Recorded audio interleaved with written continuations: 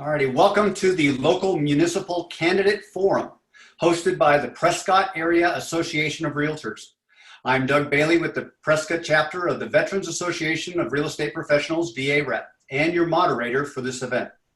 We are privileged tonight to have 18 candidates, patriots if you will, who love, support, and defend their country and its interests with such devotion that they've chosen to set aside their personal lives and run for office in the service of their fellow countrymen and women. We have 10 undisclosed questions that have been sent in by the constituents. Each of the candidates will have up to 2 minutes to answer the questions. We ask out of courtesy for all candidates that you keep your answers to the specific questions and use less than the allotted time. This will help us get through most of the questions and allow you to answer more questions for your listeners. Some candidates will need to leave the forum early to meet the responsibilities at the Prescott Valley Town Council meeting this evening. And due to that, they have been placed first in the order list. There are a few ground rules that we need to cover before we start. You've all received the ground rules with you, but these are a few that I need to highlight. 1, please be mindful of your time. If you exceed the allotted 2 minutes, you will be automatically muted. Please don't take this personally. We just have to keep things rolling. 2, I will read the question once and call on each candidate in listed order to answer. The question will be posted on the chat for your review. Please ensure that you are ready to unmute yourself at your device screen when your name is called. Also, you will see the next candidate to answer the question in the chat as well. If you need clarification of the question, the timer will not be stopped and will decrease your time to answer. This goes for technical difficulties on your end as well. Number 4, any obscene gestures or personal attacks against other candidates will not be tolerated and will cause you to be disconnected from the forum. Number 5, if you haven't already done so, ensure your name is correct under your picture.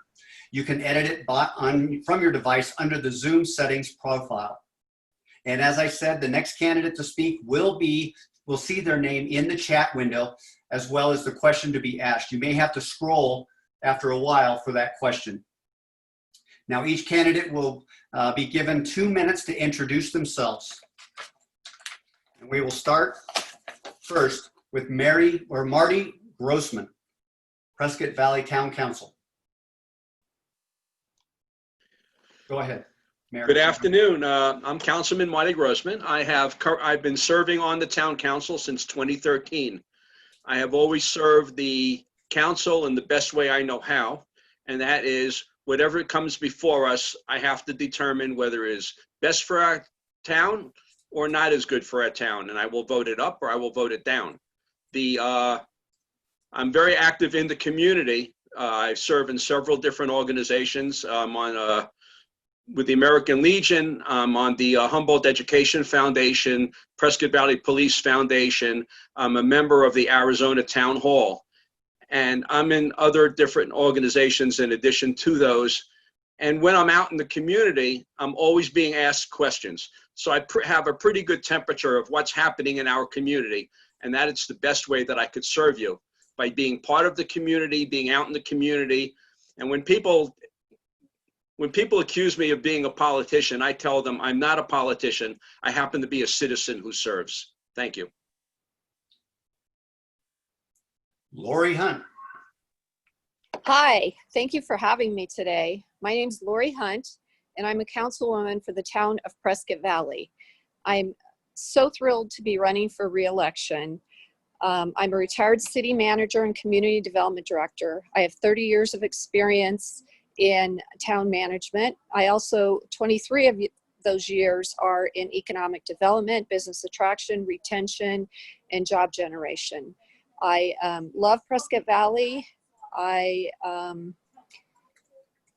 just thrilled to be here. I support our schools, and I want to attract more businesses and create more jobs in the area, and I also want to communicate better with residents. Thank you. Next up, Mary Williams. Correction, Elizabeth Kennedy.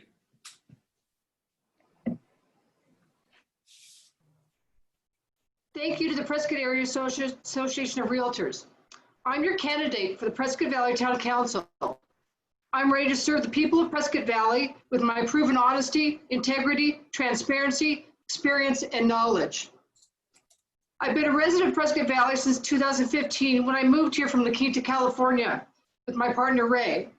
I'm an associate broker and I'm very active in municipal as well as community boards and volunteering for various causes.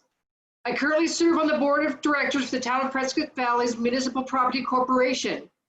I'm a graduate of the Town of Prescott Valley's Citizens Academy. I'm a grad and the Prescott Valley Chamber of Commerce Business Academy. I'm a neighborhood coordinator for the Yavapai Food Neighbors Project. I'm chair of communications and media relations for St. Luke's Episcopal Church. Current chair of government issues for the Prescott Area Association of Realtors. I've served on committees for the Arizona Association and the National Association of Realtors. I have history here. My grandfather retired here in the 40s where he owned a home on Iron Springs Road, opened businesses including the Bucky O'Neill Hotel on the corner of Sheldon and Cortez and the Mercantile Building on Gurley, and is interred at the Mountain View Cemetery. My reasons for running for City Council is fourfold. Infrastructure needs in Prescott Valley. Big Chino Water Project continued participation. Economic development. Prescott Valley has a lot to offer, with the Finley Center becoming a big draw and the continued effort to attract businesses for job creation. And number 4, I'm a servant by heart. Thank you. Thank you. Next, Mary Williams.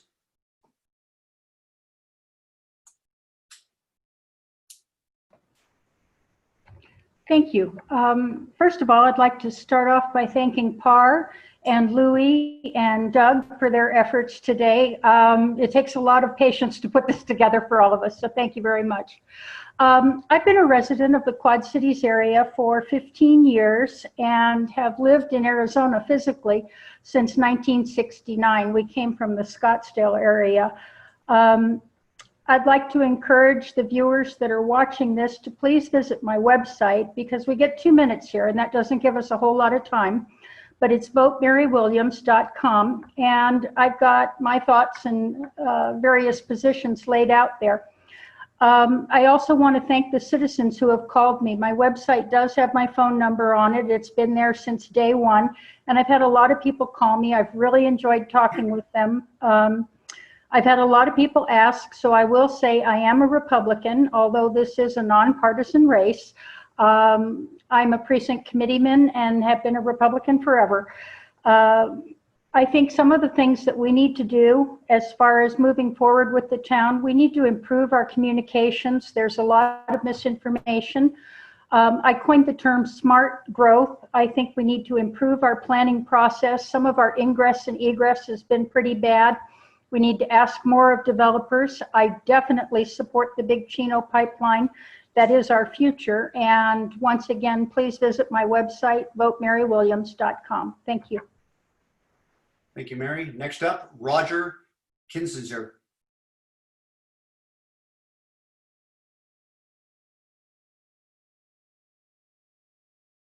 Roger?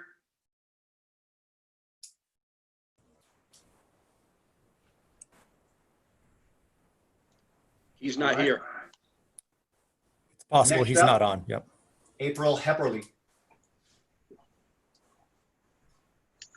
Thank you. My name is April Hepperley. I've lived in Prescott Valley for 27 years. My husband has been an officer with Prescott Valley Police Department for 17 years. He's lived in Prescott Valley his entire life, as has our 2 teenage children. I have been active in the community since I myself was a teenager, and I've worn many volunteer hats such as assistant baseball coach and dance team manager.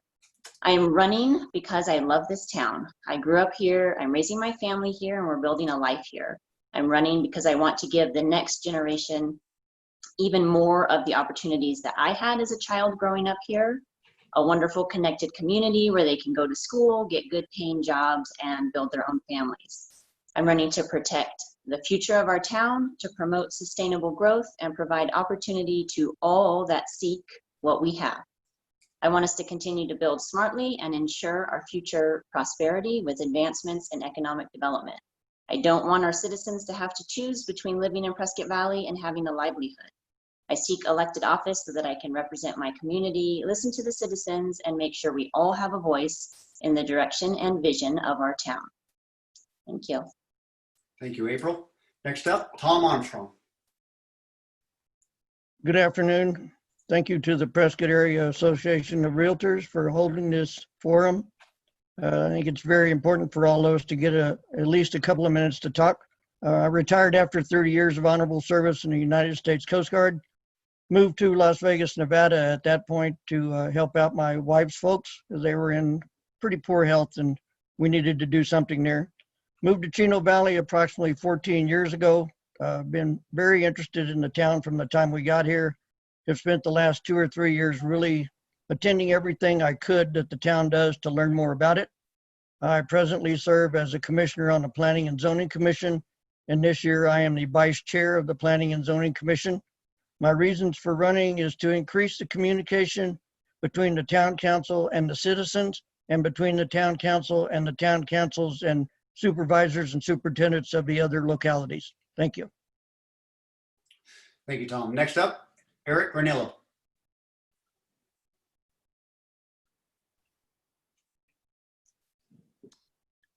Okay, can you hear me? Yes. Thank you. Yes, sir, we can. Okay, thank you, PAAR, for having this meeting. My name's Eric Garniello. I'm from Chino Valley, Arizona. I was born in Prescott. My family's been in Prescott Valley most of our lives. We moved to Chino Valley when I was about 13. Graduated high school here in Chino. My kids graduated high school, and I'm running for town council to make this town a better place for the future generations to come.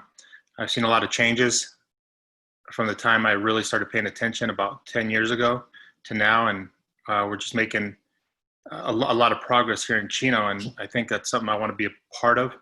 I run a couple businesses. I'm a developer, and it's something that I'd like to see, you know, Chino move up strong and for the future. Thank you. Thank you, Eric. Next up, John Lutz. Thank you, Doug, and thank you, Louis, and the Prescott Area Association of Realtors for having this forum.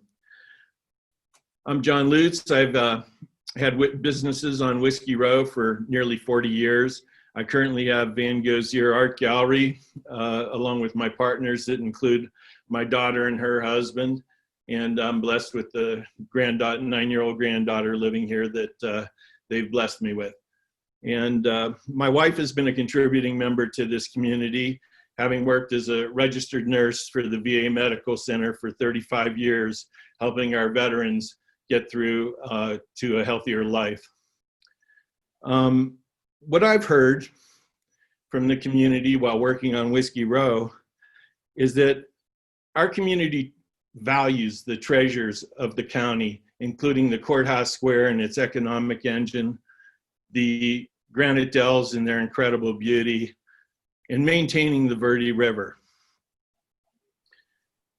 What I hear is that people want us to preserve our shared resources of water and land, and they're tired of the sprawl that they see happening. They think that we are not growing in a sustainable way, and they don't want to be stuck in traffic staring at a sea of rooftops. I'm running for Yapai County Board of Supervisors in District 1 because it's time. We've had enough. We cannot afford to keep going in the directions that we're going. We need to have a comprehensive countywide plan for water. We need to have a comprehensive countywide plan for growth. 10 we seconds. need to have our taxes more wisely monitored. Enough is enough. Don't Maricopa our Yavapai. Thank you, sir. Next up, Sherry Hanna.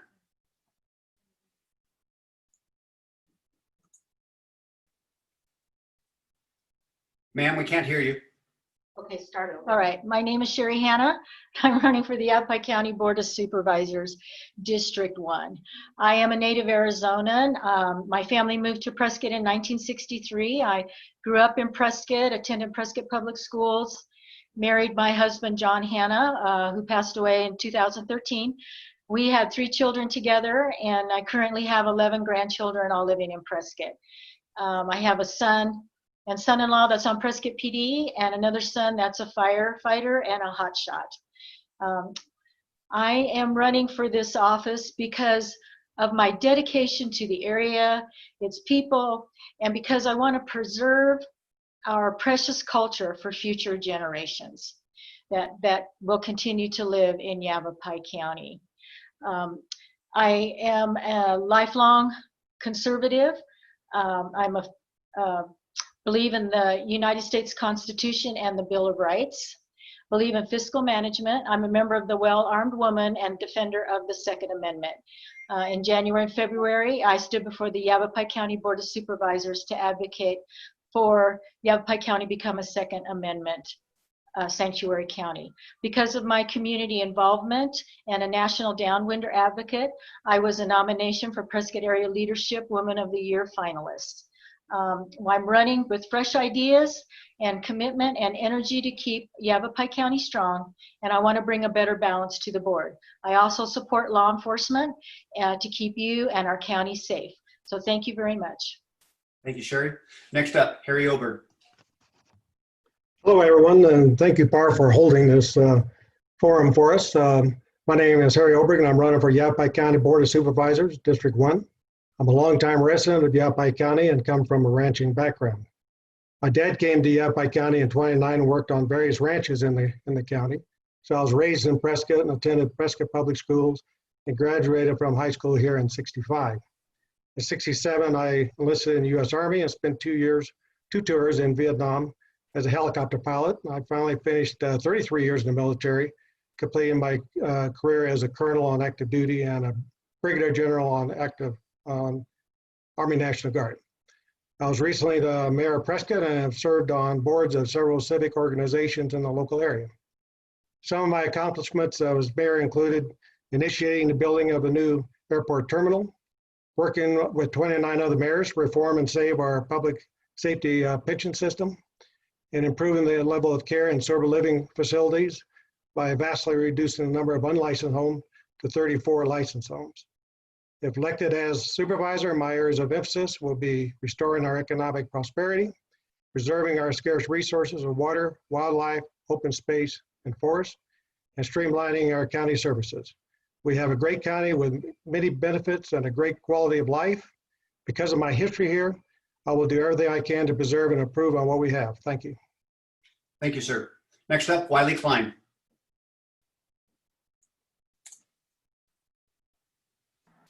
Can you hear me? Yes, sir.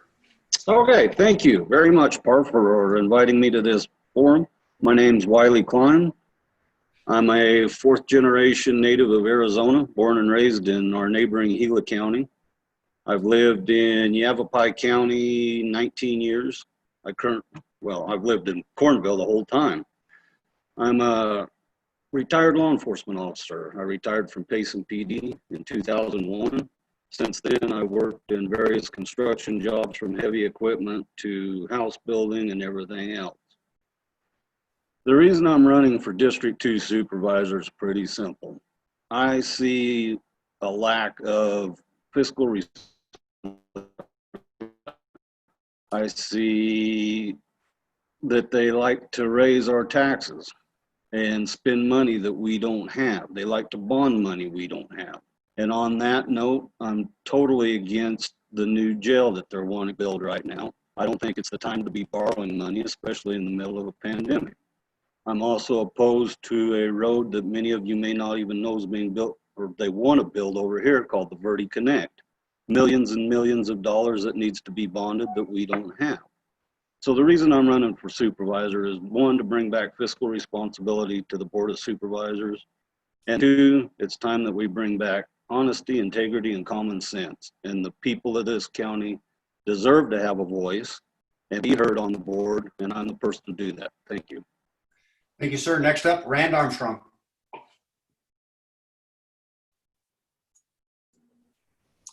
Thank you very much. My name is Rand Armstrong. I'm a Libertarian candidate for Board of Supervisors District 4. I've lived in Yapai County and Prescott in particular since 1974 when my parents moved here. I went to school, graduated high school at Prescott High School, married my almost high school sweetheart, and together we ran 2 successful businesses here in Yapai County for more than 25 years until her passing in January of this year.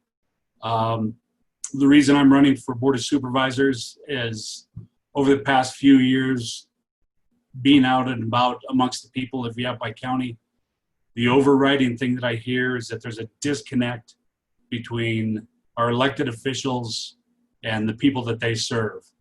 I hope to be the change that the people want, to be able to listen to the people and bring their voice into a smaller, more efficient government. Thank you. Thank you, Rand. Next up, Jane Anderson. Hi, I'm Jane Anderson. I'm running for District 4 Supervisor seat along with Rand. I've been living in Arizona for 36 years. In Yavapai County for 26 years, in rural Yavapai County. I live in Paulden, Arizona. We sit on the water that everybody wants to take away from us. And I feel that there needs to be a voice to rural Yavapai County and fiscal responsibility. I have not heard anybody in the common folks that really want the jail or even understand about the Verde Connect. And all of that costs the taxpayers' money. They're more concerned about the infrastructure in Yavapai County, the roads, the rural roads, the water issues, metering the wells, which the county doesn't have a part in, but they're all up in arms that somebody's going to come in and take their land rights away from them, their water rights. They want a rural lifestyle. That's why they live in rural Arizona. They don't want Maricopa County coming up here and being another city. There is a lot of growth that's going to be taking place in the next 10, 20 years, even 5 years. And it's got to be managed responsibly. There's only so much water that you can pull out of the Verde River and the Big Chino. And where that goes, is it going to go to the cities or is it going to go to the people that sit on top of it? And that's all I have to say right now.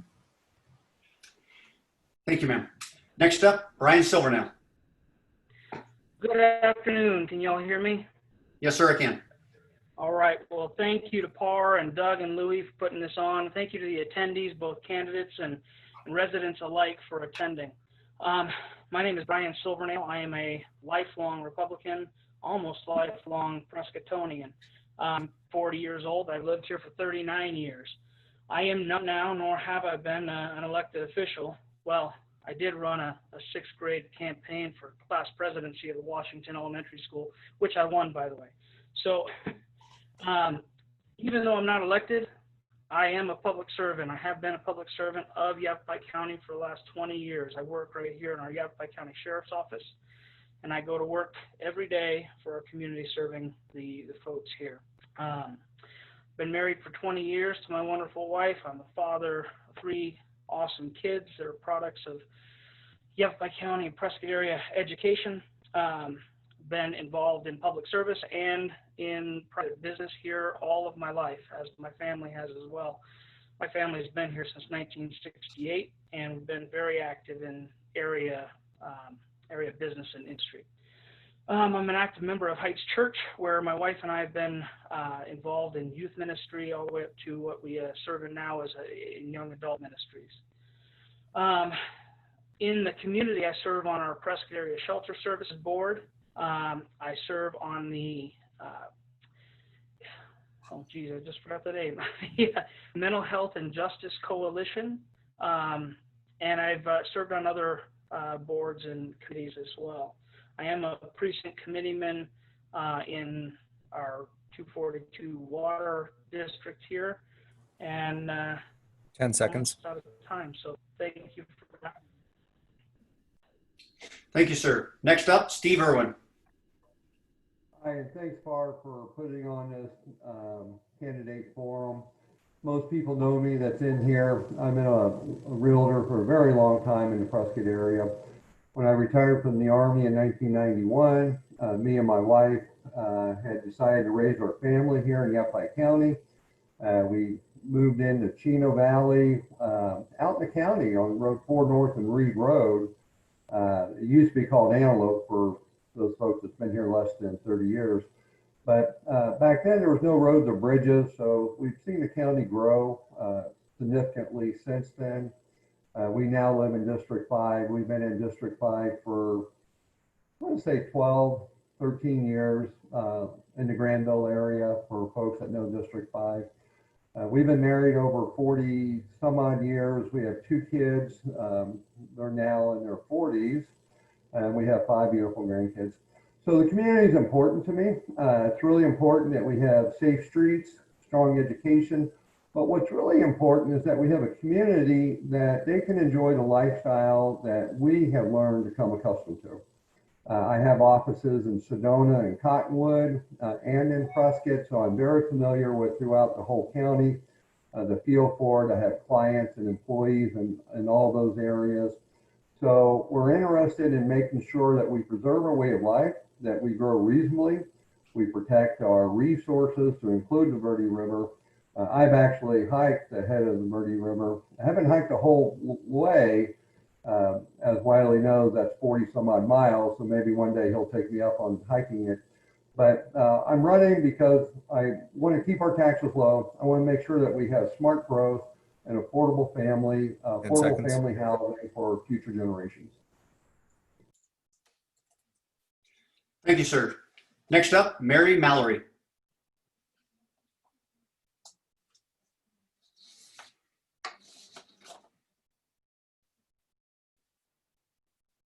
Mary?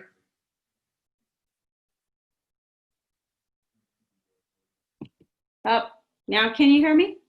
Yes, ma'am. Okay, sorry about that. All right, so anyway, thank you very much for having this today. I am Mary Mallory. I am the current county supervisor for District 5. I became the county supervisor a little over a year ago. And prior to being the county supervisor, I served on the Prescott Valley Town Council for almost 9 years.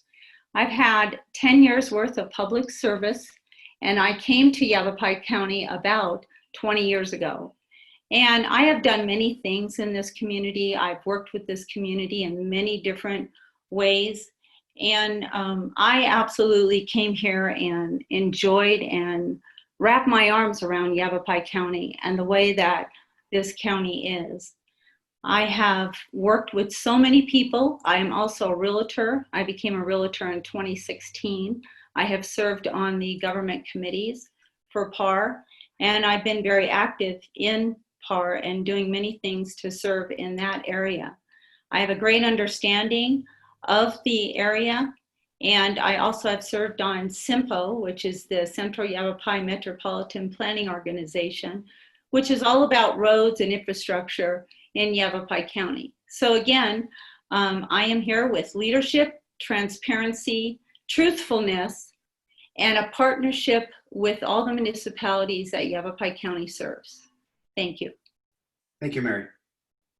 Now we will begin the answer to the questions. The 10 questions were undisclosed, and they came in from our constituents. Mr. Marty Grossman, you will be first to answer this, and then I will call on each one of you after that. Here's the first question. Tourism is a major industry in Arizona that supports both the job market and the economy. Considering the effects of the pandemic, how do you plan to support those who depend on this industry? Mr. Marty Grossman. That's an interesting question regarding tourism. Well, we have the Prescott Valley Entertainment District, and we have the Event Center. Those are two very large areas that attract and bring in people. This weekend, we're having the Blake Sheldon concert, the drive-in concert. So we are adapting ways to entertain the people without having them violate any of the CDC guidelines. Okay. In the future, we're going to have a RV park being built right across the street from the entertainment district. It's going to be used by the public. There's going to be pickleball courts, RV pads, a large restaurant is going to be there. So we're always making changes and amenities to our entertainment district and the community. So tourism is important. We will, as often as we can, we have the AIA tournaments. We have the hockey here. We just lost the basketball team, but we're still trying to get another professional team in here. We're going to support the business community as best we can. And there really aren't any specifics that I could go into now, but we do work closely with the Chamber of Commerce. And I personally am out in the community on a regular basis, listening to their suggestions and what we could do about it. Thank you. Thank you, sir. Next up, Lori Hunt. Hi, thank you.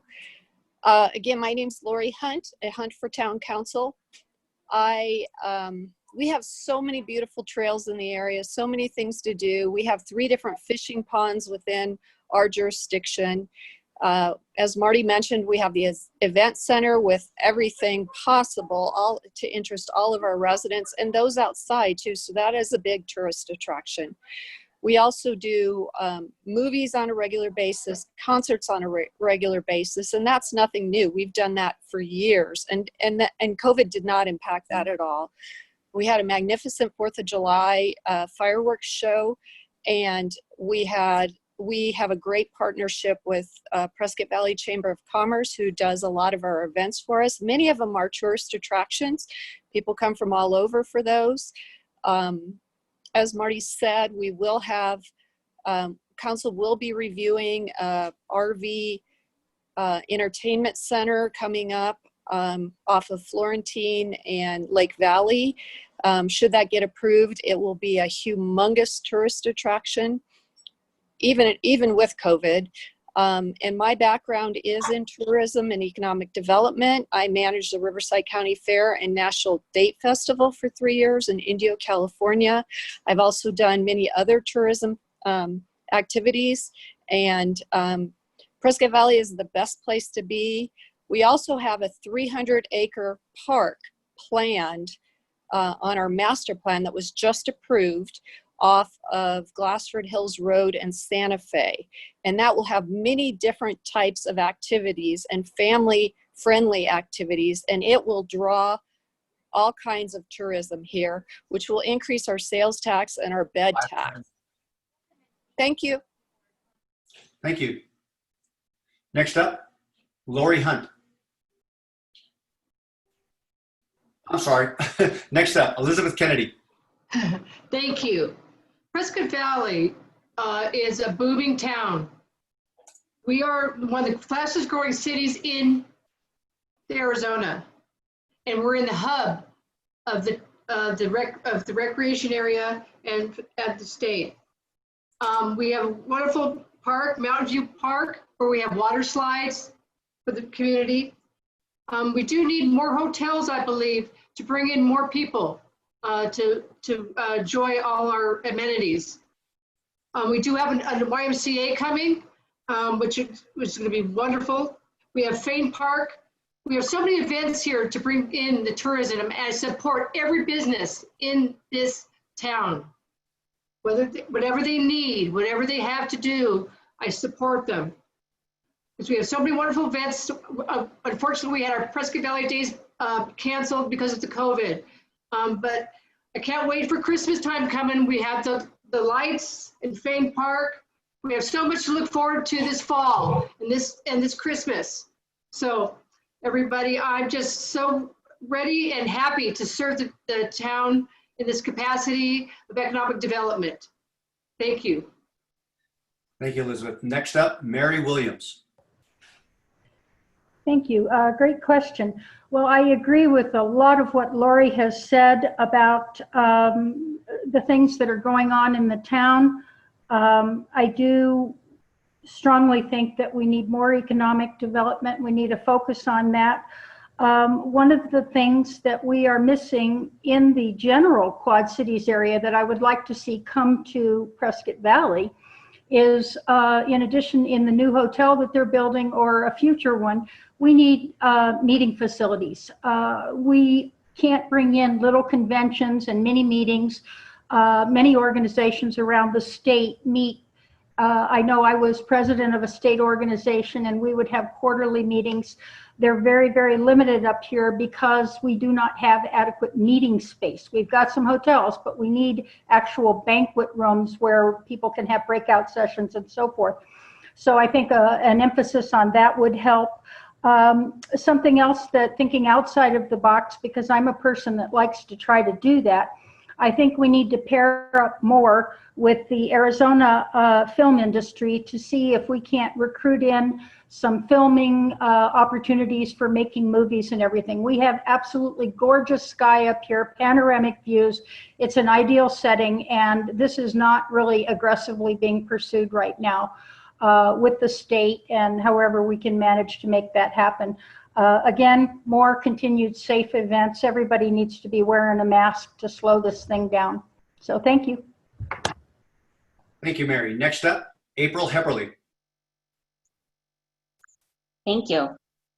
I think a really good and immediate way that we can help the business owners that rely on that tourism with what we have right now, and we have a lot of great things coming, but we want to make sure that our businesses are still around by the time that some of those new business ventures to promote tourism actually materialize. But what we have right now is our gorgeous Mountain Valley Park with all of those fields, promoting baseball and softball tournaments that bring people up from the valley where it is hot, and we have the gorgeous weather up here, and that brings in you know, people are now staying in the hotels and eating at the restaurants, and they're outside, and it's just a really nice way to utilize things that we already have right now.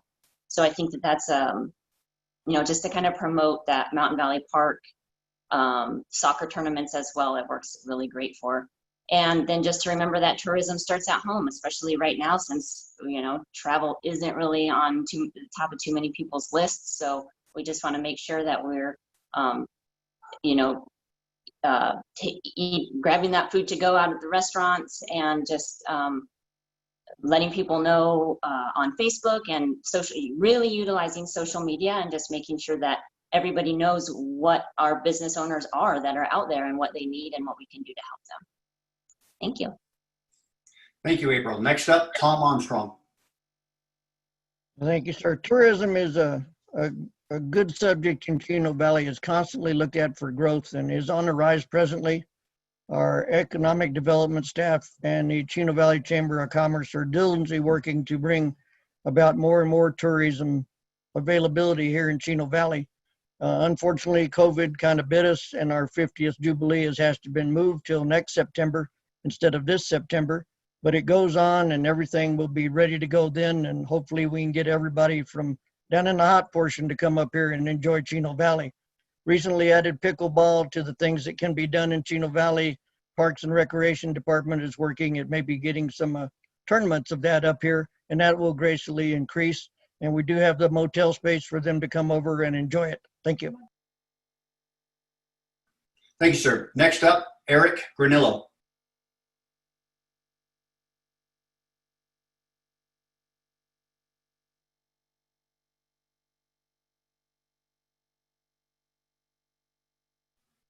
Eric Garniello.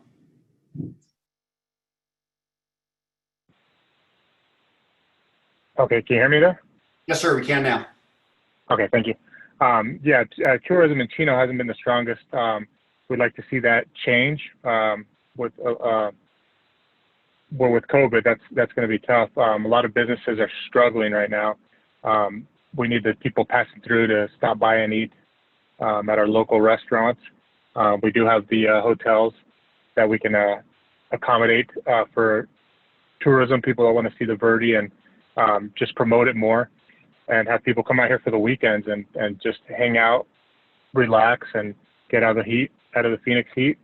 There's something I think that we have to promote with the Chamber of Commerce and help our struggling businesses here in Chino. The like the fitness centers are all closed down. They're struggling. I'm afraid, that they might close down forever. We don't know. We don't know what's going to happen. We've never been in a pandemic like this. It's just something we support, and it starts with us locally here getting the word out. People coming in and filling up their gas tanks here in Chino. We definitely need that HERF revenue for our streets, and it's something I'd like to see grow here in Chino for sure. Thank you. Thank you, Eric. Next up, John Lutz. Thank you. Well, as I have Van Gogh's here on Whiskey Row, I have a front row seat to what the COVID pandemic has done to tourism in our community. I will say that for the time that Van Gogh's here was closed, my partners and I took on a complete remodel of the interior and exterior of the building, fresh coat of paint on absolutely everything, new carpeting, completely rearranged it. Took our time opening so that we could open safely and with masks and a gallon jug of hand sanitizer inside the door. And I truly believe that the more safely that we reopen our economy, the faster it will recover and the stronger it will recover. I was, before the city of Prescott decided to spend hundreds of thousands of dollars on a tourism department, I was part of the Prescott Area Coalition for Tourism, which was a group of businessmen that directed the city's tourism dollars. And I was actually the marketing director of that for 4 years, so I have quite a bit of experience. Also, I've served on, like the Prescott Area Arts and Humanities Council, which is absolutely essential to the tourism of our town is our arts scene. So I think that our community absolutely values our county treasures as the economic engine, and what goes on the county square is extraordinarily important and to our economy. And I think the county could do a better job of supporting the brick and mortar businesses that pay the taxes. And also, it's like the preservation of the Dells. The county was virtually absent in that discussion. And I think the county should take the lead in creating the regional park in the Granite Dells. Thank you, John. Next up, Sherry Hanna. Thank you. And that's a great question because the COVID has directly affected tourism, which is the main pretty much industry of Prescott. And as a member of the Chamber of Commerce, the Prescott Downtown Partnership, Prescott Parks and Recreation Executive Board, I have seen a direct coalition on how our businesses have done a great job in when they open back up in meeting the CDC guidelines, which encourages our community to come in because they feel safe. A lot of our restaurants are going to outdoor seating now behind Whiskey Row. A lot of the businesses there will be that, and that encourages more people to come out. As long as we continue to have a clean and safe community where people can feel safe and they can come out. Thank you to our police department for keeping us safe out there. We see the development of the airport coming in with the new runway and the new terminal. We've also seen with the new Hilton Garden Hotel, which will be a great asset to the downtown, with the refurbishing of Granite Creek Park, and also the Spring Hill Suites that have been refurbished. So Prescott, the city of Prescott is working hard and trying to make our town, continue to make it a welcome place for our visitors with our lakes and our trails, which is encouraging more people to come for a healthy lifestyle. So Prescott, the tourism is such an important part, and I feel like the county and the city are doing a great job in keeping our town clean and safe for everyone that visits here, and that not only visits here but lives here too. Thank you. Thank you, Sherry. Next up, Harry Ober. Yes, well, one thing I can say about living in Yavapai County for as long as I have, it's a great place to come and visit. And in the summertime, we get a lot of folks in from Phoenix. I know that we have people come in from around the world and from many states. I worked at Western Heritage Center the last year, and as we opened up and we saw people coming in and signing our guest book, I couldn't believe the number of people we had actually coming in from around the world. So it's a great place to come and visit. I think everybody's talked about a lot of the things here that draw people here, such as the lakes and the granite dells. I think the big thing we need to look at right now is obviously the COVID policy is going to be pretty much set by the local government we have here.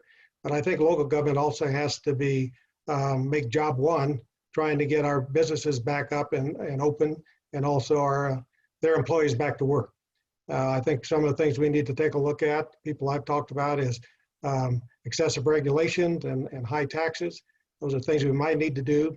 Obviously, if you have tourists coming here, they're going to want to be able to have the opportunity to eat and have places to go and things to do and movies to see. So obviously, any of those businesses that are not open now or struggling, we need to make sure that they continue to succeed. Our airport is starting to pick up a little bit again. I think back during COVID, we had 2 or 3 people on a plane, and now we're back up to about 40% load factor, so that's good. The other thing is I agree with Mary Williams on trying to get the movie industry to come in here. I think that would be a great plus for us. And obviously, we need to also improve our conference space. Thank you, Harry. Next up, Wiley Kline. Thank you. It's a big problem for everybody. And as a candidate for District 2 Supervisor, I have to look at the county as a whole, not just the Quad Cities area or not just Prescott.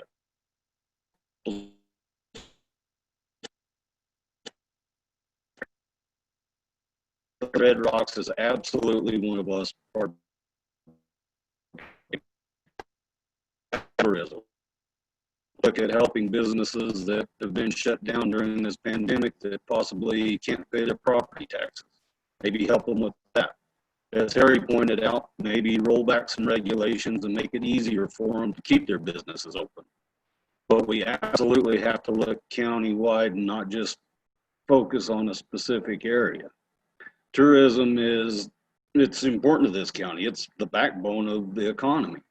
I'd also like to see us bring in some more industry, get some agricultural-based business going that could help with our restaurants. They could buy local produce, they could buy local meat, they could do whatever with it. But we need to look at bolstering that as well and bringing things into the county, into your cities that help with the economy so that we're not so dependent just on tourism, because we have become very dependent on tourism.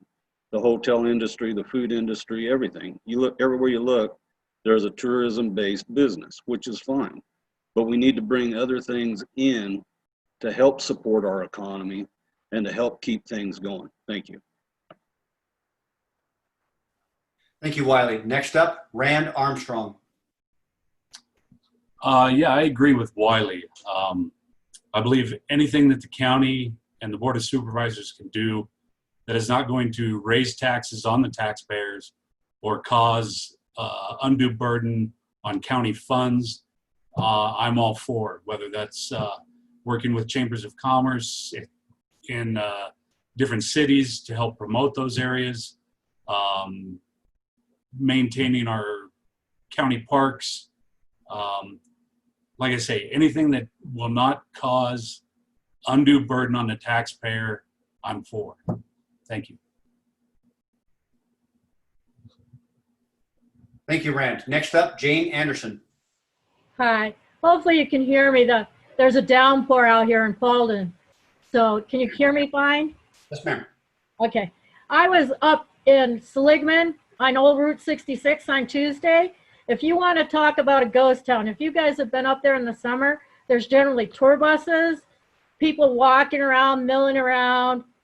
There was nothing. It was a ghost town. Those people are hurting. There's only like 2 or 3 customers in a restaurant in an hour, where it's usually just packed full at lunchtime. If, as a county supervisor, if they could get a break in property taxes, what I also hear is the regulation on keeping up their properties and stuff like that. And with the new jail coming in, they're going to get an 18% tax increase on their properties, and they're really struggling. I've never seen Seligman so dead, or Ash Fork, or all that corridor up there that's just relies on tourism. I know people talk about the courthouse square, the airport and everything like that, but there's rural Arizona way up there. The best thing that Yavapai County could do for rural Arizona up there on Route 66 is take a stay vacation, take a day trip, go up to Seligman, hang out, go to restaurants. They need income. They need breaks like everybody else. Yavapai County just isn't Courthouse Square, the airport, Prescott Valley. There's a whole corridor up there on Old Route 66 that relies on tourism. So the best thing we can do is support very rural Arizona, the people that are mom and pop businesses. Thank you. Thank you, Jane. Next up, Brian Silvernail. Hey, Doug. This is a good question. And I look at that question, I see the word support, and it stands out to me because oftentimes support can be synonymous with give money to. And I'm not the type of guy that is for bailouts and all that kind of stuff. I'm the type of guy that doesn't even like to receive that type of money as an individual that might be struggling. I am for private industry. I have been in private industry for most of my life, and I think it's up to private industry to make it. It's been up to me to make it if I wanted to make it in private industry. But even though I'm not for these bailout type of things, I think there's things that we can do as government officials, especially taxing entities, to operate as lean as possible so that as much money can stay in our pockets as possible.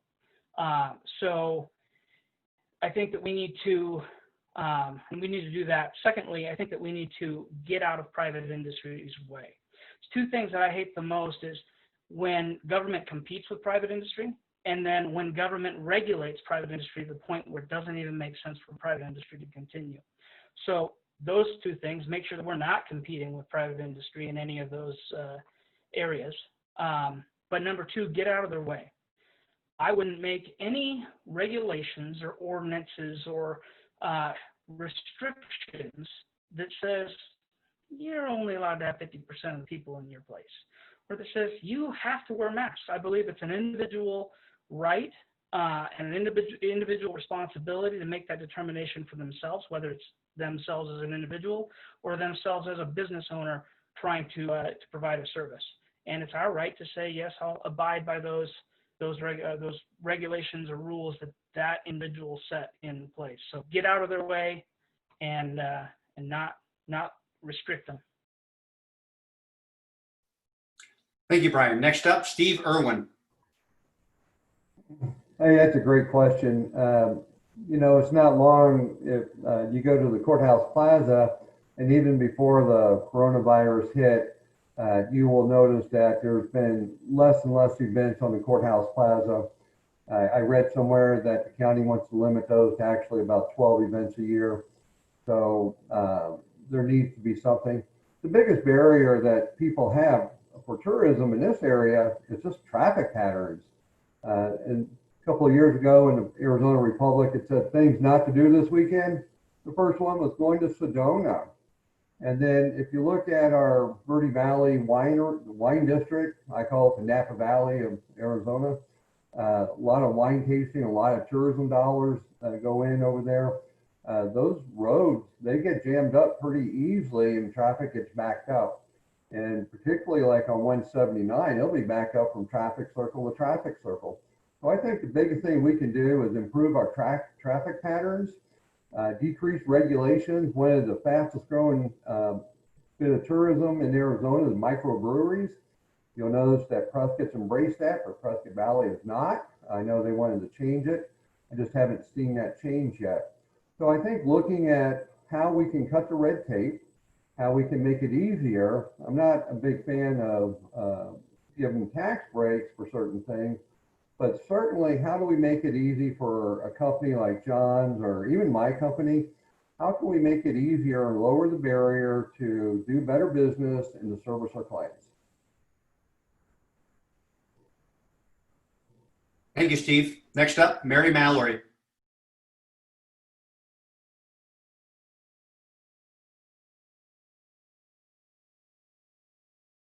Mary Mallory.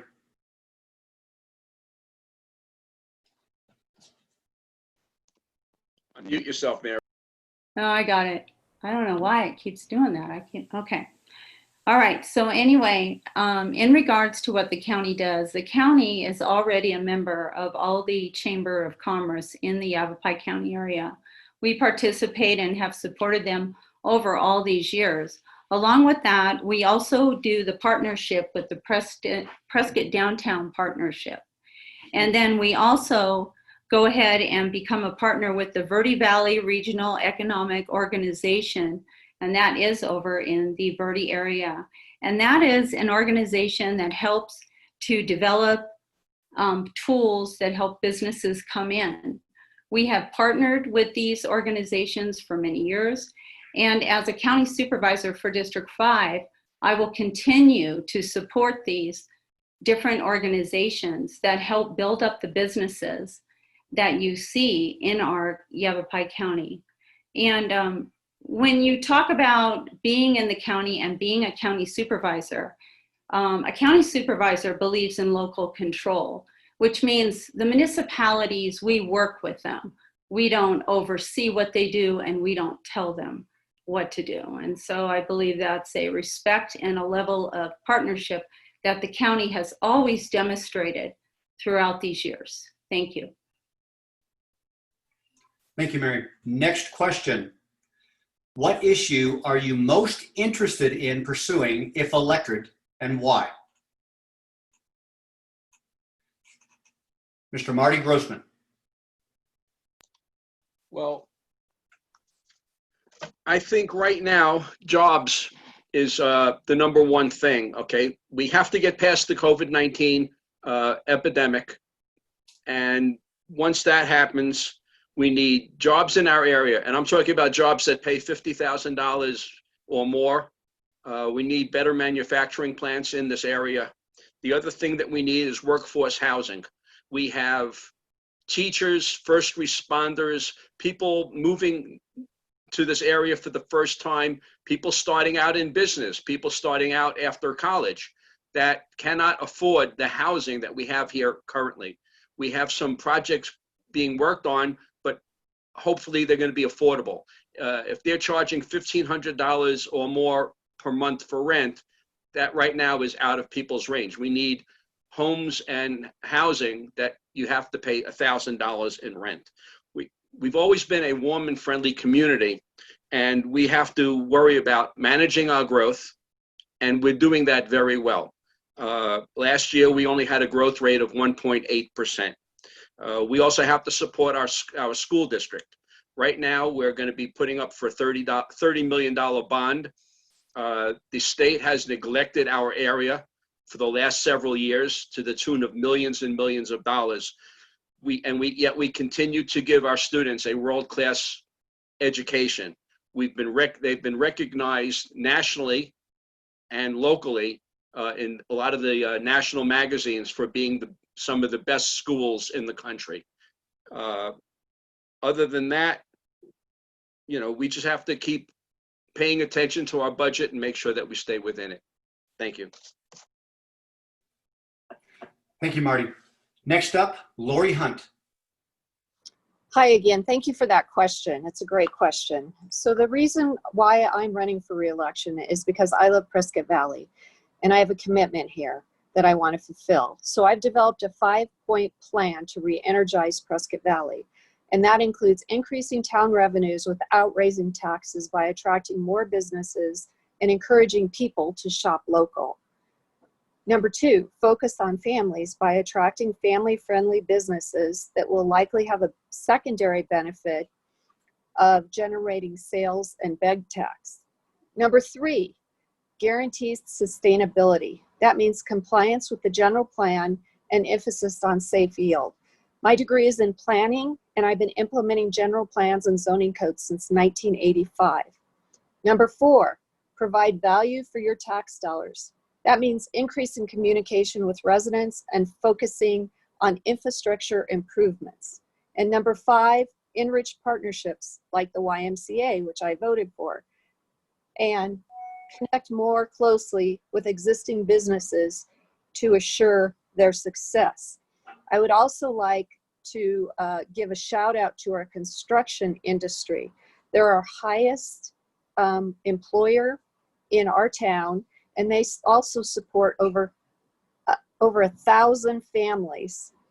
And I'm not just talking about new construction. I'm talking about garage doors and painters and carpet people and landscapers and pest control.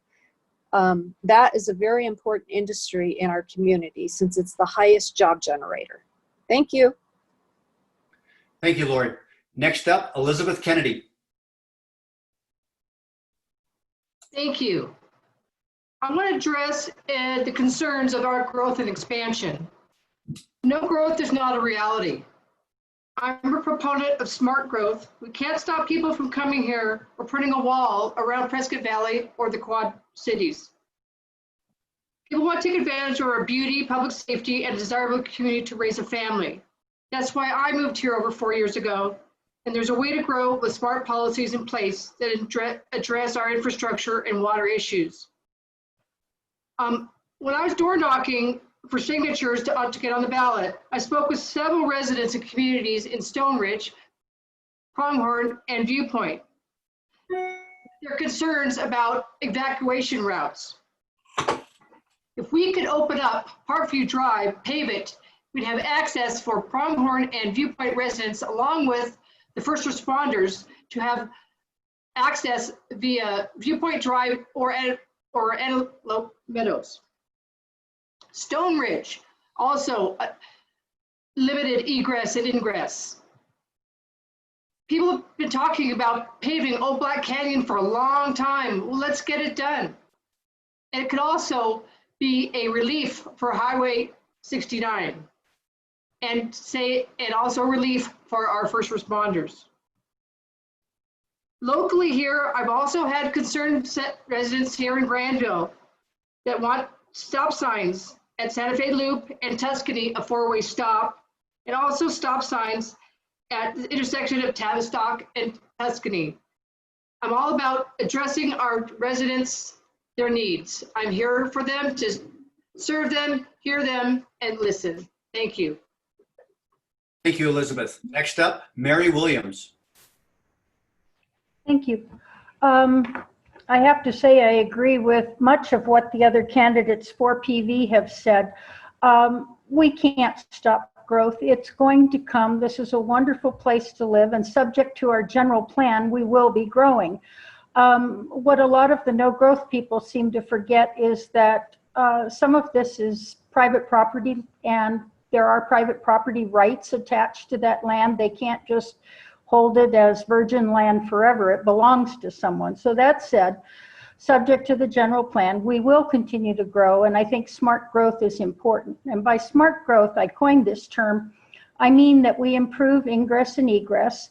We put a little more on the developers. Some of these roads and some of these communities, I think it's really appalling that this wasn't done at the time.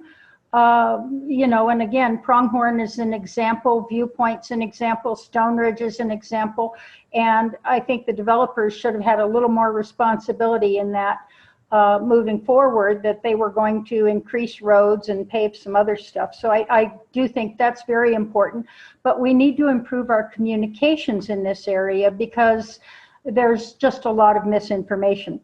I do support the pipeline. Future growth needs to pay the bulk of that, but that is our future, and we need to bring that in for everyone in the Quad Cities area. And again, economic development is so important. None of this stuff is free. We can't pave roads and everything else without money. And the town of Prescott Valley is driven by sales tax. That's where we get our money from. So we need to always pursue economic development and new growth and new businesses. And so that would be my focus, is businesses, economic growth, pipeline, better communications. Thank you. Thank you, Mary. Next up, April Hepperley. Thank you. And what can be said that hasn't already been said? I think that the biggest thing is that I view what everyone has said so far, economic development, jobs, smart growth, I view that through the lens of what do the families of Prescott Valley need. Everybody that I know kind of in my more inner circles are all law enforcement, fire, nurses, teachers. They're working. They're the people that keep Prescott Valley going, keep the wheels turning. And it is a challenge for a lot of them to get into their first home or make that step up to the bigger home once they start having kids. So how can we make housing more affordable for them or give them additional affordable housing options? How can we provide better jobs or more opportunity for them so that they don't have to leave the area just because they want to promote or do something, you know, take the next step in their career. So all of those kind of falls hand in hand with if we focus on what is best for the growing families of Prescott Valley, it just naturally branches off to all of the areas that are going to help Prescott Valley continue to grow in the direction that it's been for the last 20 years. Thank you. Thank you, April. Next up, Tom Armstrong. Thank you very much. For me, the most important decision that needs to be made in Chino Valley, and the most important topic is infrastructure. Imminent growth is going to happen. People are coming here, they're liking what they see, but we need to have the infrastructure, the electricity, the sewer, and the water for businesses along Highway 89 and other areas of town. But to keep people here, we have to have those jobs, that housing, that pay scale, everything that's needed. So we need to work on the infrastructure, bring it up to speed so that people coming here will find out that we have what they need for them to make Chino Valley the town that it can become. Growth for growth's sake is not what we need. We need the infrastructure to bring in the people that we need to keep this little community growing.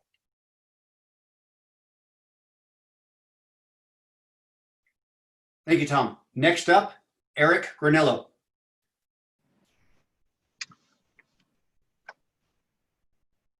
So my biggest concern is our growth here in Chino. Like Tom said, our infrastructure has a lot to do with it. Proper land splits.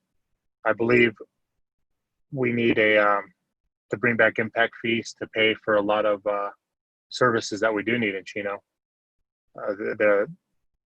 The lot splits need to be properly split,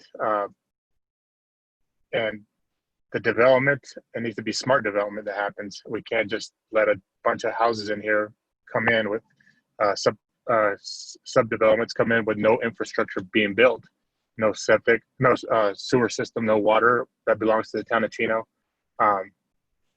We need something that belongs and we can make money off of. So smart growth, like everybody else said, is what needs to happen in Chino. Thank you.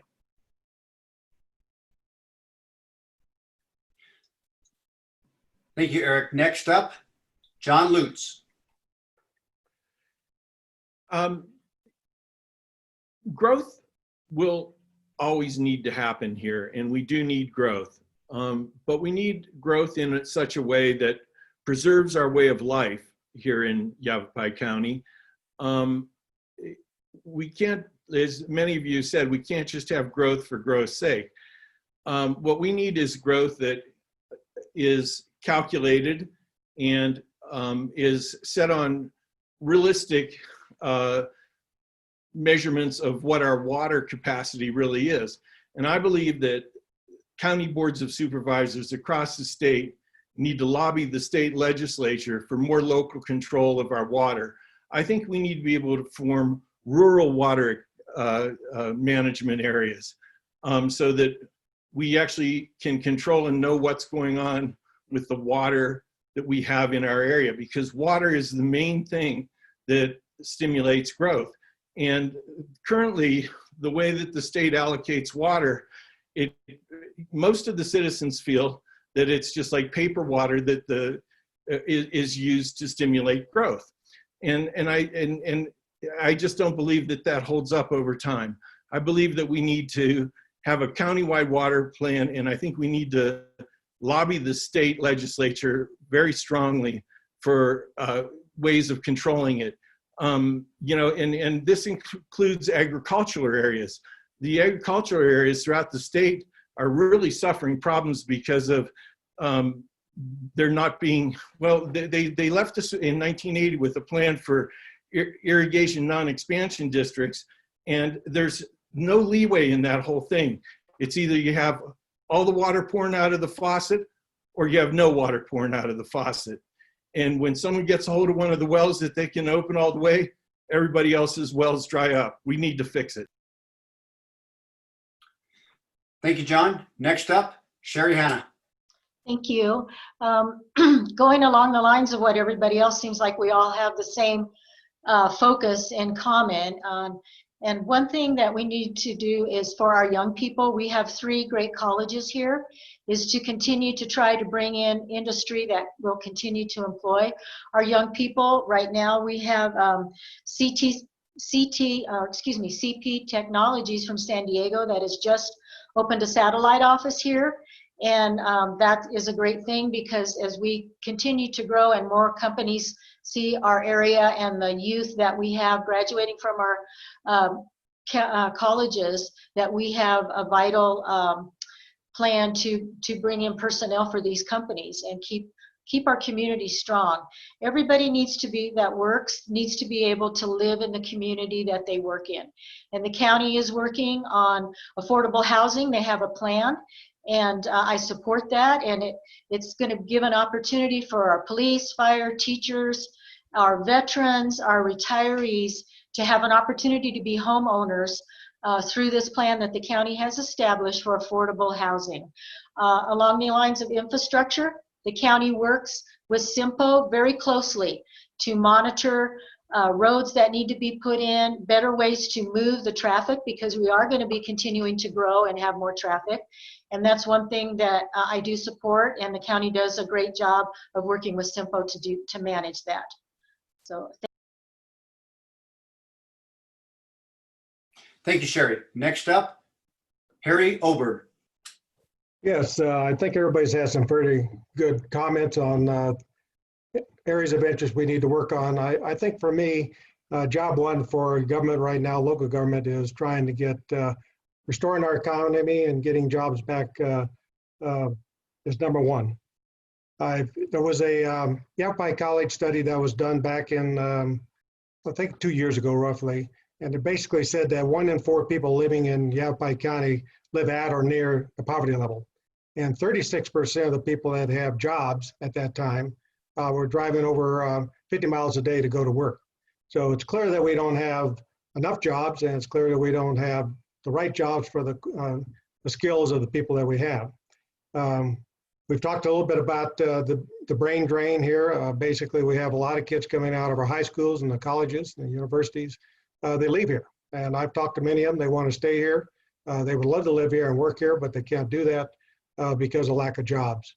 Part of it probably is also housing for some of them and being able to afford it. But I'm working right now with some folks in the Quad Cities to try and build a center for the future out at the airport. And basically that's an area that we're trying to get high paying jobs in here, jobs that are probably mostly in the tech industry that would be paying anywhere from $50,000 to $100,000 a year.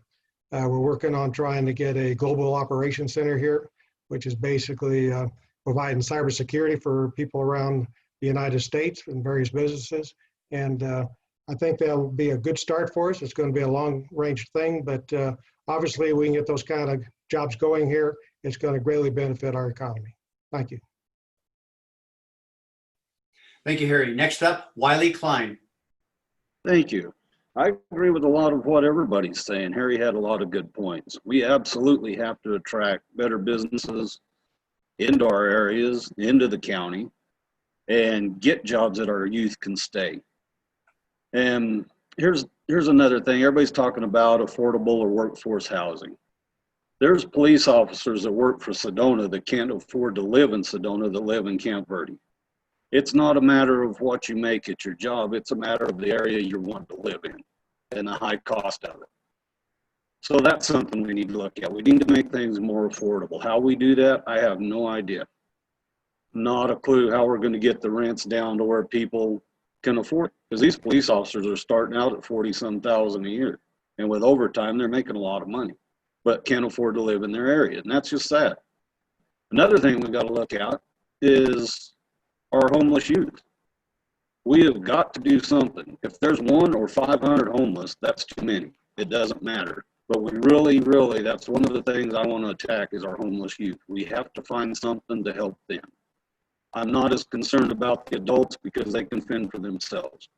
But the kids, I really want to work on and see if we can find solutions for them and help them get off the streets or out from under the bridges or wherever they're living. I was told there's at least 150 over here in the Verde Valley living along the river. Now where, I don't know. But like I said, if it's 1 or 500, it doesn't matter. We have to address that. Another thing I want to address is our wasteful spending in the county. We need to get that under control so we can put money into other areas. We can try to attract business. And that's what we need to do. We need to get going with our economy and get back on our feet. Thank you. Thank you, Wiley. Next up, Rand Armstrong.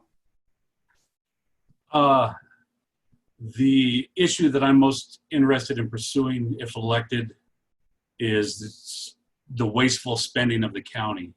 That includes the new jail, that includes the Verde connector.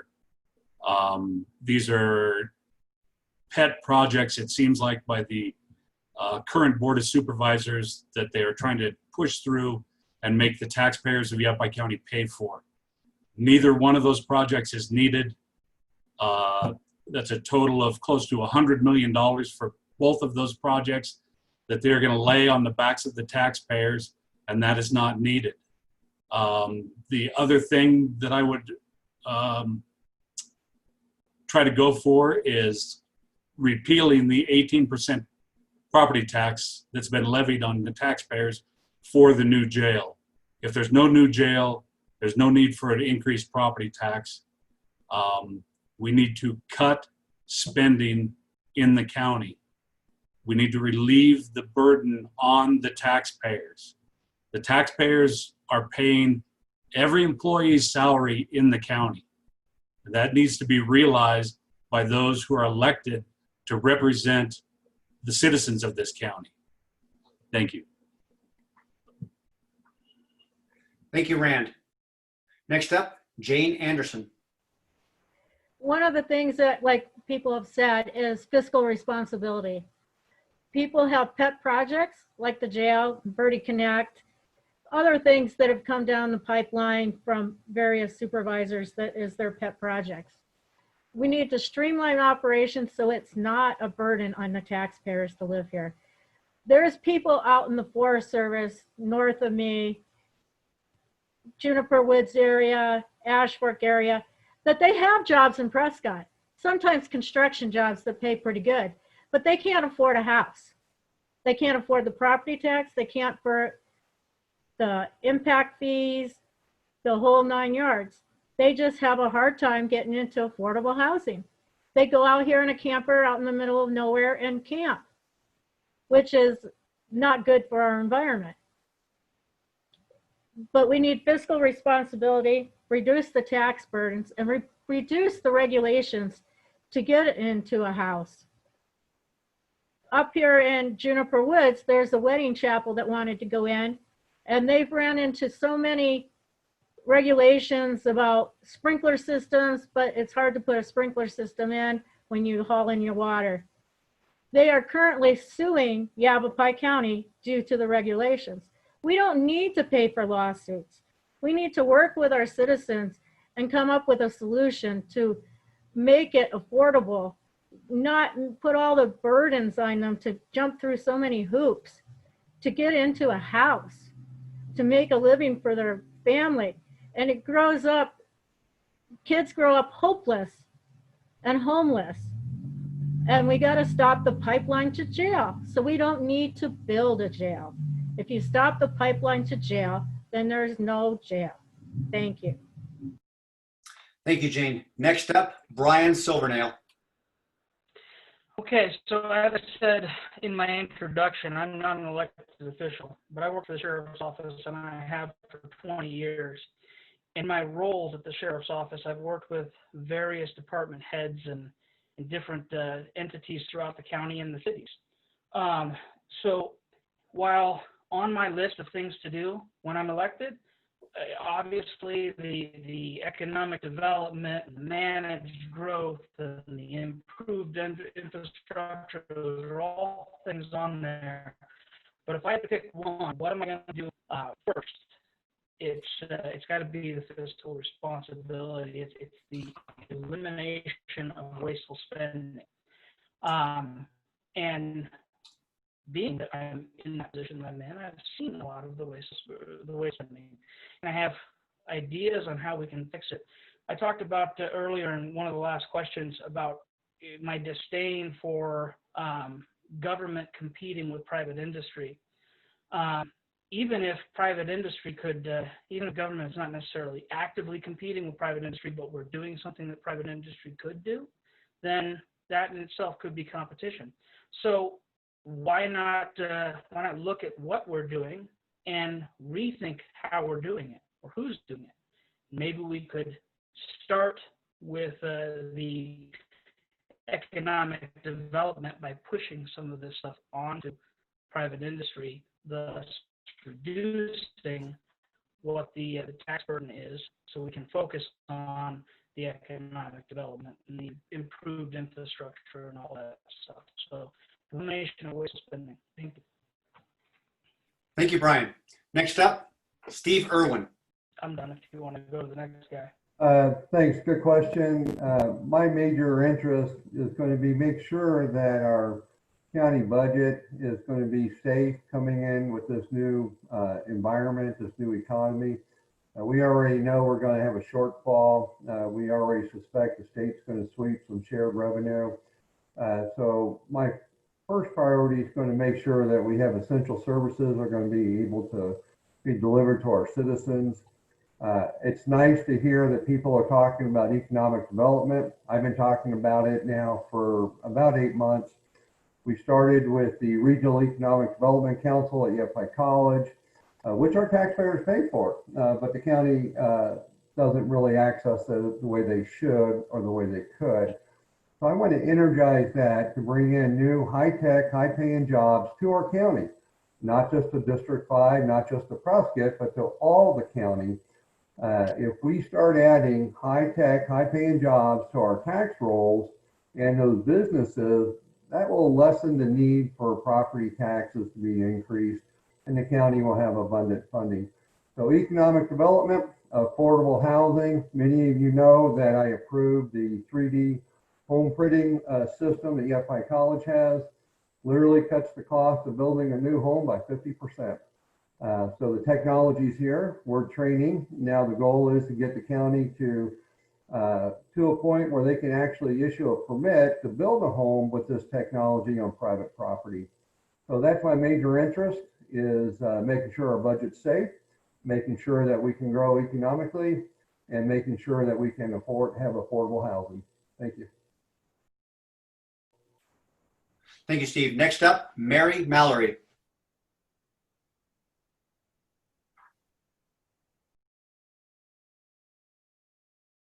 Mary?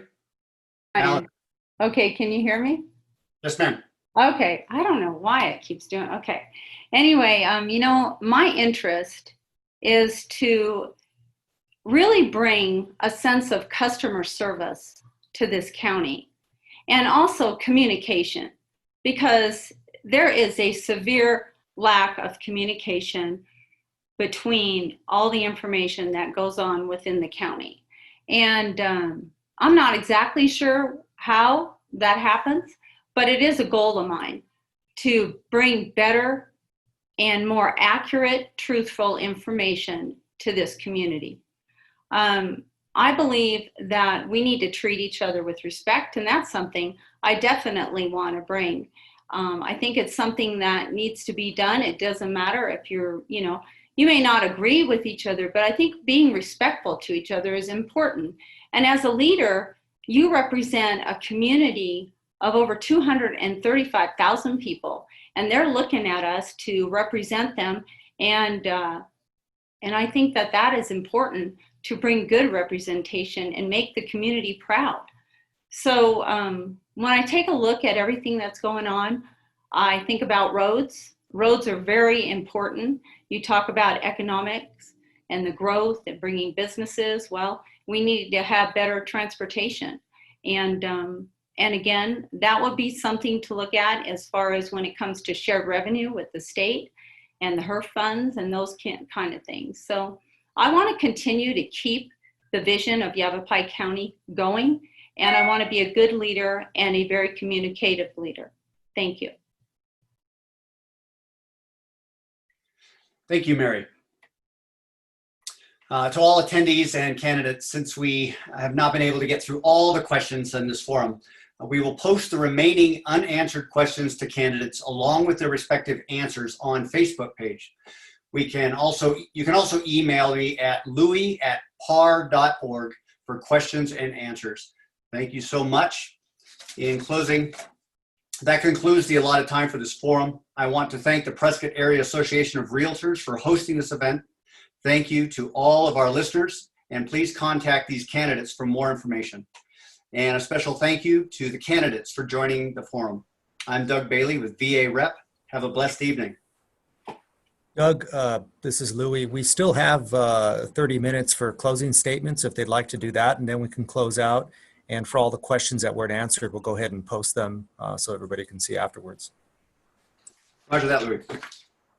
So for the closing statements, we will start with Marty Grossman. Thank you. I also want to thank PAAR for putting on this candidate forum. It's always interesting to hear from the public and be able to answer the questions that are uppermost on their minds. I would also like to remind everybody that the Prescott Valley Council the town council election is a nonpartisan election.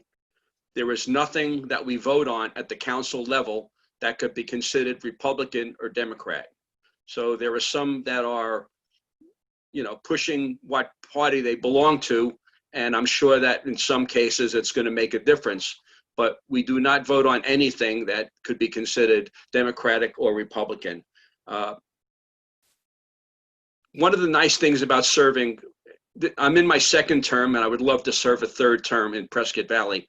One of the really nice things that happens as a councilman is we get to go to the League of Cities and Towns annual conference, which is a gathering of 91 cities and towns. And whenever we're there, they always use Prescott Valley as an example of how things should be done. And I'm proud to be part of that town council that gets things done and gets things done in a proper manner. It's always a lot of fun. I also am a member of the Arizona Town Hall, which is a state organization that is, there's only like 2 of us that are elected officials. And the information that we get goes to our elected officials down in Phoenix, and they do listen to us. They've been doing that for 30 years. This year's topic has been creating vibrant communities. So a lot of the items that we were discussing today is part of the topic and discussion that we're having this year, and it will go to our elected officials in Phoenix. Thank you again. I look to serve a third term. Thank you, Marty Grossman. He is seeking office at Prescott Valley Town Council. Next up, Lori Hunt. Thank you, Doug and Louie, and everybody listening, and all of my counterparts, the candidates. Again, my name is Lori Hunt. I am currently a councilwoman for the town of Prescott Valley. My husband, Dean Hunt, works for the Humboldt Unified School District at Coyote Springs as a lead maintenance worker. I, too, attended the Citizens Academy for Prescott Valley. I'm also a member of Heights Church, anxiously awaiting the opening of the Prescott Valley campus. I am a board member for the Humboldt Education Foundation, which funds classroom grants and scholarships. And I've also been a member of the PV Chamber of Commerce since before I moved here. My issues are that I want to communicate better with the residents. I want to create jobs. I want to bring businesses to town. Prescott Valley does not have a property tax. So it's important for us to encourage our residents, educate our residents how it's a necessity to shop local, because we don't want our sales tax, what we rely on for our budget, to leak into other communities or down valley. So that's very, very important to me. And then finally, the big Chino water project and safe yield are at the top of my list because our residents don't have to pay for it. New developers pay for it. And not only that, but we get 24 million back into our coffers, our general fund, when we sell the property. And after the new homes are built, per the general plan, we get to use their effluent to raise our water table to reach safe yield. So all of those are very important to me. Again, my name is Lori Hunt. You can find more information at huntfortowncouncil.com, or you can email me at Lori. Thank you, Lori. Next up, Elizabeth Kennedy. I again would like to thank the Prescott Area Association of Realtors, Louis and Doug, for this opportunity. I am dedicated to keep Prescott Valley physically responsible, committed to our public safety, economic development with job creation, and the water issues, including keeping the big Chino pipeline on the forefront. To have a town government that is proactive, responsible, and transparent. I'm not here to find out what happens. I'm here to step up and serve the Prescott Valley community. I want to hear from the people of Prescott Valley directly. Call or text me at 928-632-3100. Email me at LizKennedy, number 4, pvtc@gmail.com, and visit my website at electelizabethkennedy.com, where you can find all my platform. If I don't respond right away, I promise to get back to you as ASAP. I have a proven record on serving and giving back to this community, and I'm asking for your vote on August 4th. Thank you. Thank you, Elizabeth. Next up, Mary Williams. Thank you. Once again, I want to thank PAAR for putting this on. It is appreciated as we've been in this COVID epidemic for most of the campaign season. I'm a person who has held a variety of leadership positions. When we lived in Scottsdale, since this is the Realtors organization here, I was an elected director of the Scottsdale Association.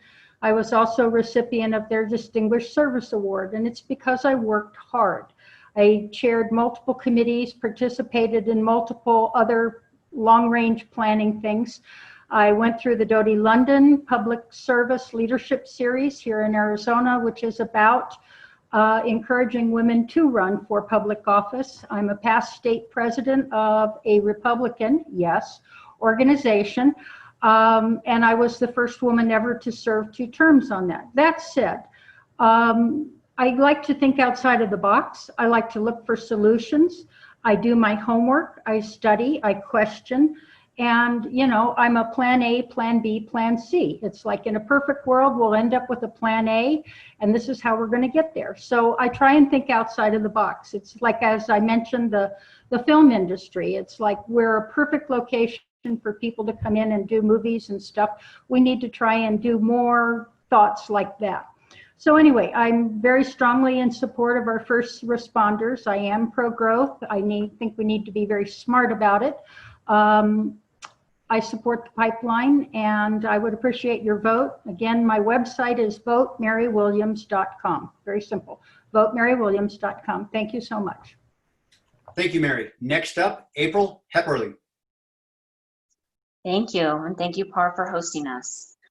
I often get asked what made me decide to get into politics. And I only put it in quotes because when I first thought about it, when I first made the decision, it never crossed my mind as politics. I was just thinking of it as the next step in doing something for my town. What can I do to be more involved and to kind of be a leader in the direction of our town? And it just seemed like the logical next step. It did not feel like politics until I started campaigning. But with the eyes on the prize, you know, I still have that very strong desire to be more a part of the community, in the community with people, active. I am a very active person. motivated, ready to get out there, what needs to be done. I don't necessarily need to know who can do it. If I can do it, let's do it. And so that's what I'm looking to do. And to just I love the direction the Prescott Valley has come. I've read not only our current town plan, but the one before that. And it's just amazing to see, words become reality. When you put those words down on paper, it happens and it keeps moving forward. And I think it's amazing. I think that the town has done a great job, and I just want to be a part of continuing that movement forward. And if you have any questions, you can reach out to me at april@townofpv.com. Thank you. Thank you, April. Next up, Tom Armstrong. Again, thank you to PAAR for hosting this forum. I think it's important to let us all speak and let the public hear us, especially since I believe that communication is one of the problems in Chino Valley. I want to be able to listen to the people, put forth their ideas, and have it grow at the rate that they want it to. We need to increase our infrastructure so we can attract businesses. We can keep those businesses here so that our kids getting out of college, getting out of school, stay here, work here, live here.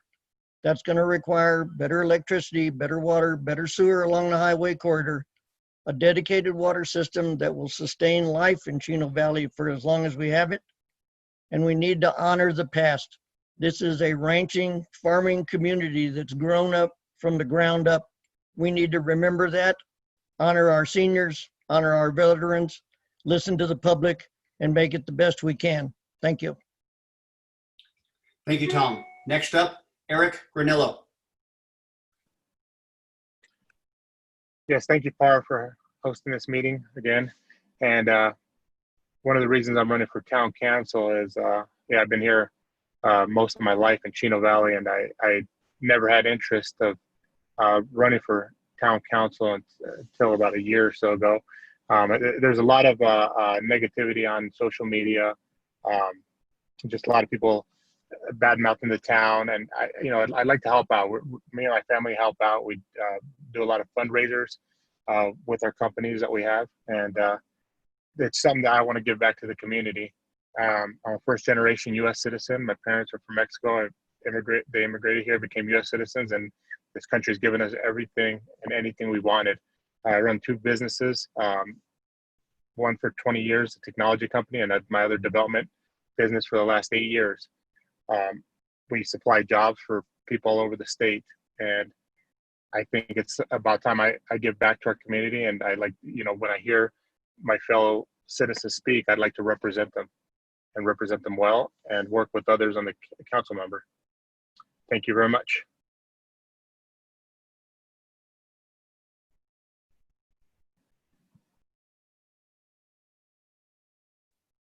Thank you, Eric. Next up, John Lutz.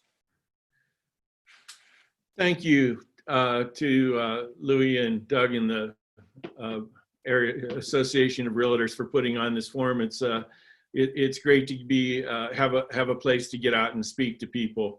I have to say, I would like to say I'd love to serve on a board of supervisors that was as Mary Mallory described. I think that the accessibility to the board of supervisors is one of the things that the community feels is so missing. People just don't feel like the board of supervisors is accessible, and I would love to work together with Mary to create a board of supervisors that people felt like they were talking to and were being listened to. So I think that's so important. The affordable housing issues that many of you touched on, Steve Irwin and Jane Anderson, are dear to my heart. We definitely need to solve the housing problem, and that's how we'll retain the youth and families in our community and wind up with a not just a retirement town, but a more vibrant town. And so those are things I care about a lot, and I think that we can do that and still preserve our way of life. We need to work hard and advocate for legislation that allows us to preserve our way of life. And I think we can do it. I'm not afraid to talk to people who hold higher office than I am and tell them what we need. And that's where I think it's up to us. It's up to us to not Maricopa or Yavapai, and we can do it.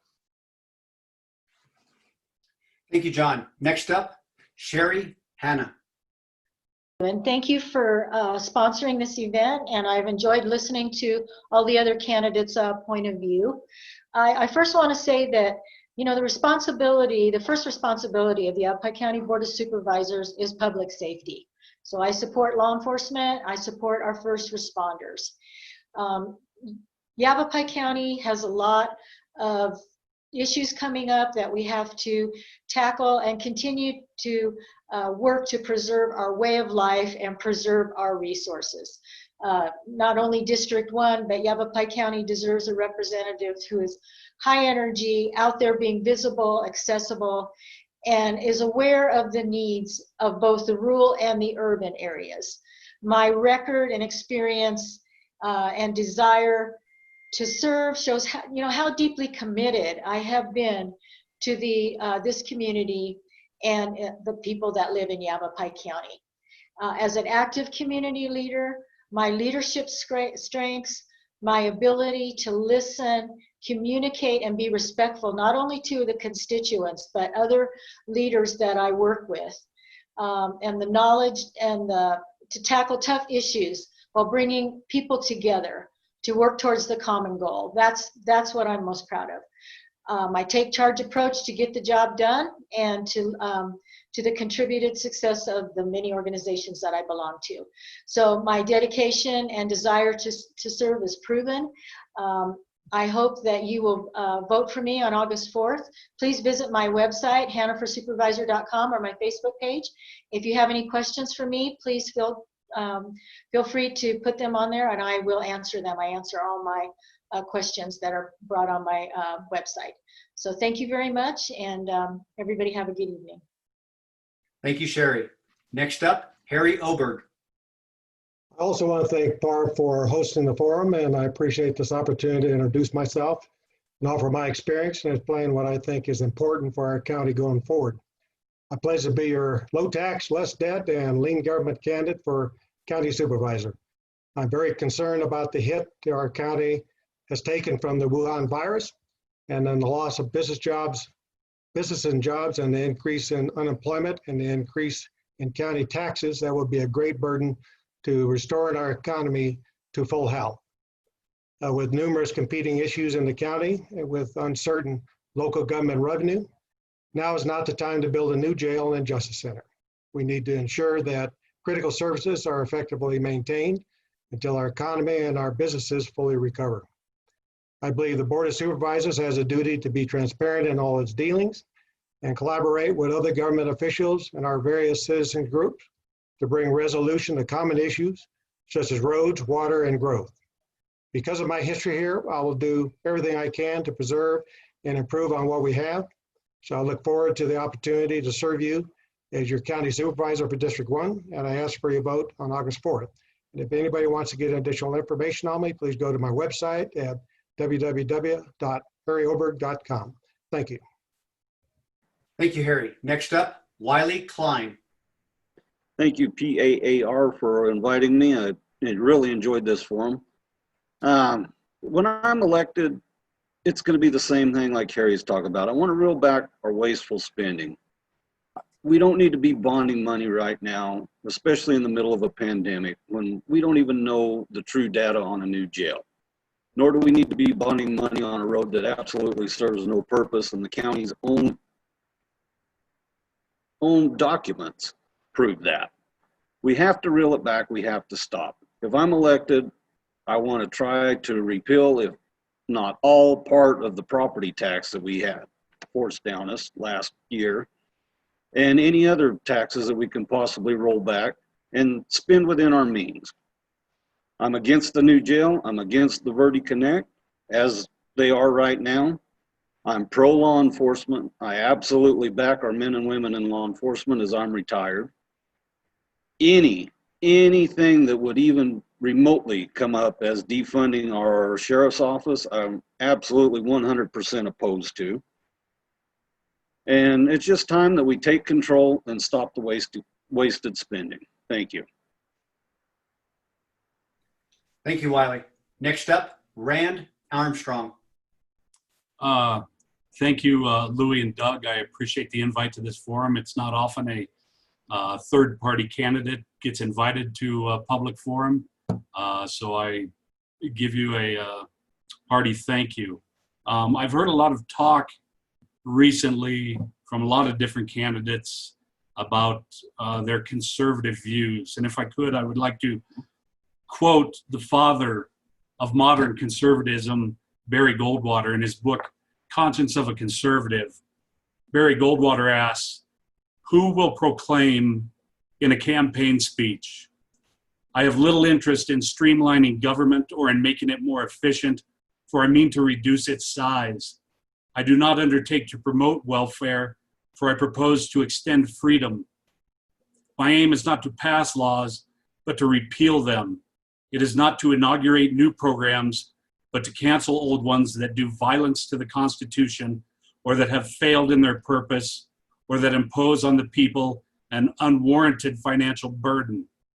I will not attempt to discover whether legislation is needed before I have first determined whether it is constitutionally permissible. And if I should later be attacked for neglecting my constituents' quote unquote interests, I shall reply that I was informed their main interest is liberty, and that in that cause, I am doing the very best that I can. These are the principles that I think every elected official should hold dear to and practice as they serve their constituents. Thank you. Thank you, Rand Armstrong, for Yavapai County District 4 Supervisor. Next, Jane Anderson. Hi, I'm running for District 4 Supervisor against an incumbent that's been there for 2 terms. I feel that the County Board of Supervisors need to inform our people exactly what we do. Running for County Supervisor, people I come across don't even know what the County Supervisor does. The only employees that they really deal with the county, a lot of them is the Sheriff's Department. And it's a negative response. Or the tax burdens and property tax and the assessor. All these people are held like the devil, but they're not necessarily to run the government. So Yavapai County needs to inform the citizens exactly what the people do that run our government, and they wouldn't be so fearful. The children of Yavapai County grow up fearing government in rural Arizona, whether it be the tax assessor, the Sheriff's Department, but that's not the experience that we should put across as a county supervisor. We should inform them. As a business owner, I've had to deal with many regulations. As a mother, I've dealt with the school boards, the regulations on IEPs for my special needs child. And people need to be informed exactly how they can react to a situation instead of end up doing something rash and going to jail. We need hope in our system. I agree with Rand 100%. We need to figure out what regulations we don't need and get rid of them and reduce our tax burden. We don't need that tax burden on our businesses that are struggling right now, or the children coming up and figuring out, I can't live here. I can't own a home. I'm moving out of Yavapai County. I don't like it. We got to give them hope and keep our citizens here. Thank you, Jane. Next up, Brian Silvernail. As I said, I serve this county every day, and I work with great success to implement efficiencies that have the effect of reducing the amount of people it takes to do the job. I can tell everybody on here that I have never raised anybody's taxes, and I would do my best to keep that statement true. I support our Constitution and the laws of the United States and the state of Arizona, and I've sworn an oath to the same that I follow daily. I will do my best to increase the services of our communities while not raising taxes and implementing efficiencies. I will continue to support and protect our community and our rights. I will govern based on my religious beliefs and convictions. It's my belief that the separation of church and state was to keep state out of church's business, not the other way around. And lastly, I want to hold ourselves accountable to serve the residents of this great county. And I'd love for you guys to go over to my website and learn more about me. You can find me at www.electbriansilvernail.com. On there, you can find my phone number. You can find my email address. I'm happy to answer any other questions that you have. Thank you all again for attending, and PAAR, thank you for hosting and putting this on. Thank you, Brian. He's running for Yavapai County District 5 Supervisor. Next up, Steve Irwin. Thank you, and thank PAAR for putting on this wonderful forum. We didn't think we would get through all 10 questions because there's a lot of candidates on here, but I think we gave it a good shot. I also want to thank the Veterans Association of Real Estate Professionals, and I see that you have a United We Stand sign behind you there, and looks like a Navy flag. I'm not sure, but I'm glad to see that you're a veteran. So am I. I have veteran values, but I also have realtor values. I'm a conservative at heart. Reality is we're paying 12 years of taxes to support 26 different school districts. I believe 7 charter schools, a community college, 3 state colleges. We produce a young individual that's ready to enter the workforce and pay the community back. Start paying taxes back, start buying a house and raising a family here in our beautiful community. But they look around and there's no jobs. They literally have to go to Phoenix or California to get employment where they can afford to raise a family and buy a home and have the American dream. And that's why I'm so interested in economic development. We are literally supplementing the Phoenix economy by sending them our young workforce. So let's bring those kids back. Let's get jobs up here. Let's put those employment businesses on our tax rolls. Let's lower the burden for our taxpayers. When the county has a surplus of funds, suddenly issues like roads and jails are not a big issue. To be clear, I support our men in blue. We can do nothing less but to make sure that they're fully funded, fully supported with all the tools and equipment that they need. I'm not for the new jail, particularly in an economic shutdown environment. And I'm definitely not for the Birdie Connect at this time. Thank you. Thank you, Steve. Next up, Mary Mallory. Okay, can you hear me? Yes, ma'am. Okay, great. Well, again, I want to thank everybody for doing this. And, you know, I really want to really commend everybody here that is running to be elected in this election. You know, this is not an easy job, and I appreciate the country we live in because we are able to do this kind of wonderful freedom. It's a freedom and it's a gift. And as I move forward, I have always been a servant to the community. I have always run to the people. I've never ran away from them. They call me constantly. I answer all their questions. Doesn't matter how hard it is. I am definitely boots to the ground. I know the community and they know me. I have been working and serving this community for 20 years.